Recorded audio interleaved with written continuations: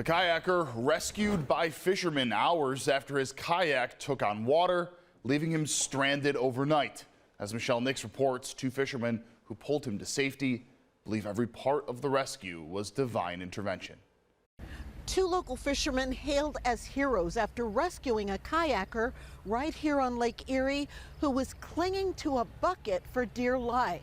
They believe the man had struggled for 12 hours to keep his head above water. The only thing that saved him was out of that huge lake. A bucket floated up to him.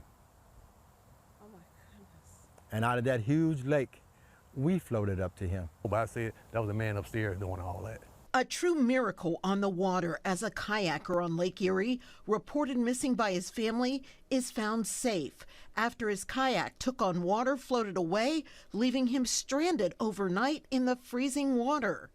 Larry Smith of Bedford says he and boat owner Charles Stephen prepared their fishing poles. They heard a faint noise in the distance near what's called the crib or water intake area. So we stood still and listened, and we heard it again, and he said, "That sounded like help." The men then drove the boat out further, turned the engine off, and they heard the word help again. But this time when we hear it, we see an arm come up out of the water. And then the arm goes back into the water. They followed the faint cry and eventually located the kayaker. The bucket is what was keeping him afloat, okay? I guess he was probably tired. He was gripping like he had a death grip on the boat, on the bucket.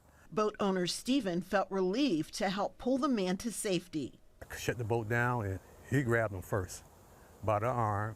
Then I went around and grabbed his other arm. Then we pulled him in the boat.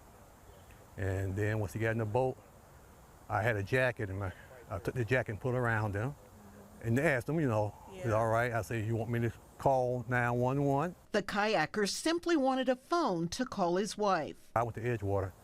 He gave me his phone, let him call, and he got to Edgewater and we got some help for him. The fishermen turned heroes, thankful this was the day they decided to go fishing and selected that particular spot to cast their lines. It was a miracle. Oh, he was very thankful. As a matter of fact, one of the first things I told him is he needed to thank God, not us. We're told the kayaker, who was only wearing a pair of shorts and no life vest, is at home with family, resting after an ordeal on the water that could have cost him his life.